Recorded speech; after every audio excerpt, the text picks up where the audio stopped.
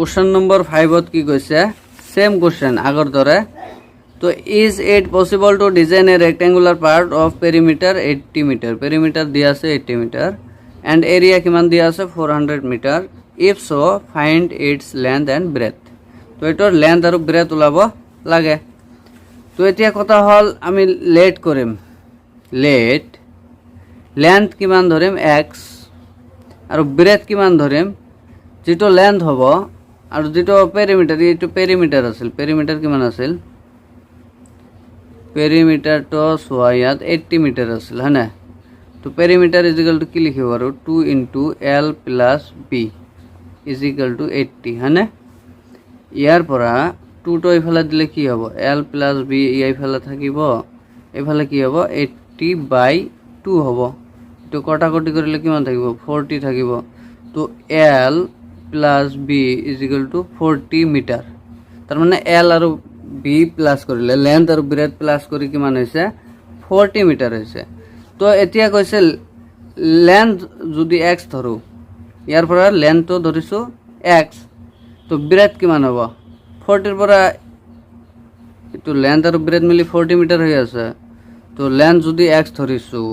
তো ব্ৰেথ কিমান হ'ব 40 ৰ পৰা লেন্থ তো বাদ দিলে ব্ৰেথ তো পাম তো এটো হ'ব 40 - x বুজি পাইছা এটো কেনেকৈ ধৰিছো এটা জাস্ট লজিক মানে এটা জাস্ট মানে লেন্থ আৰু ব্ৰেথটো এনেকৈ উলাই লৈছো হ'ব এতিয়া কথা হল পেৰিমিটাৰ কিমান দিয়া আছে উলাই লৈছো এৰিয়াটো কিমান আছিল এৰিয়াটো আছিল কিমান 400 মিটাৰ স্কয়াৰ 400 হয়নে তো এৰিয়া ইকুয়াল আমি কি লিখিব পাৰো तो therefore area is equal to কি লিখিব পাৰো l into b লিখিব পাৰো হয়নে তো এরিয়া কিমান দিয়া আছে এটো গিভেন এরিয়া দিয়া আছে 400 হয়নে is equal to l কিমান আছিল x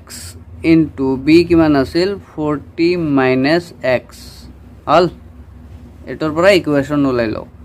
तो 400 এটো থাকি গল এটো is equal to x into 40 x হবো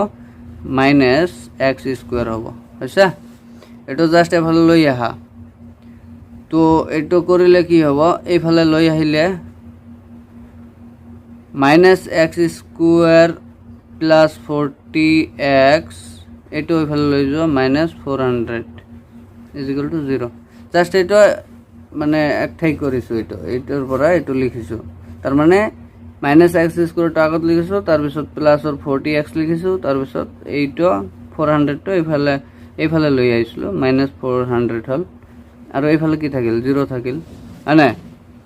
তো ইজ ইকুয়াল টু এটো -1 দি ইনটু কৰিলে এটো প্লাসত আহি যাব তো এটো প্লাসত আহি যাব এটো মাইনাসত হ'ব আৰু এটো প্লাসত আহি যাব 400 ইজ ইকুয়াল টু 0 ইয়াৰ পৰা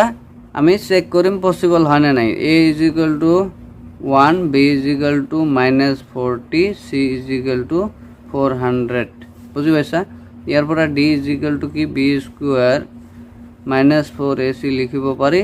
তো ইয়াৰ পৰা b কিমান -40 এটো কি স্কয়াৰ কৰি দিয়া -4 into 1 into c ৰ ভ্যালু হৈছে 400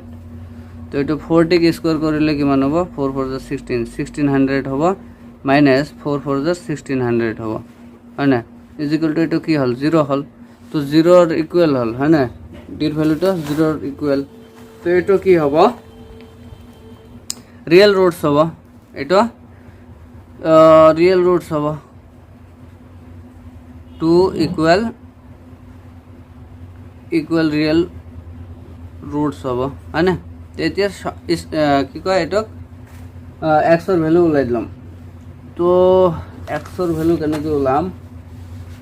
x এর ভ্যালু উলাব গলে 2 ইকুয়াল রিয়েল রুটস হৈছে যেহেতু তো আমি x এর ভ্যালু কোয়াড্রিক ফৰ্মুলাৰ দ্বাৰা উলাব পাৰো হয় না x is equal to -b plus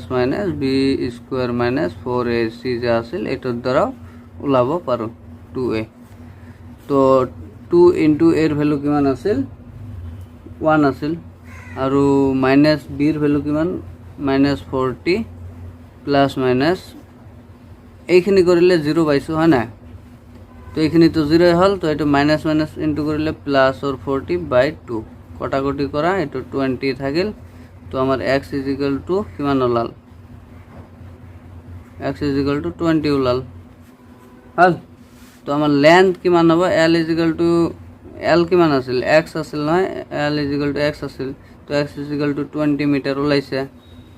আৰু ব্ৰেথ কিমান আছিল, ব্ৰেথ কিমান আছিল 40 মাইনাস x আছিল। তো 40 পৰা x ৰ ভ্যালু 20 ওলাইছে নহয়, 20 মাইনাস কৰি দিলে হ'ব, 40 পৰা 20 মাইনাস কৰিলে 20 মিটাৰ। তো আমাৰ লেন্থ 20 মিটাৰ, ব্ৰেথ 20 মিটাৰ, বুঝি পাইছা? তো এটা আমাৰ হল অ্যান্সাৰ।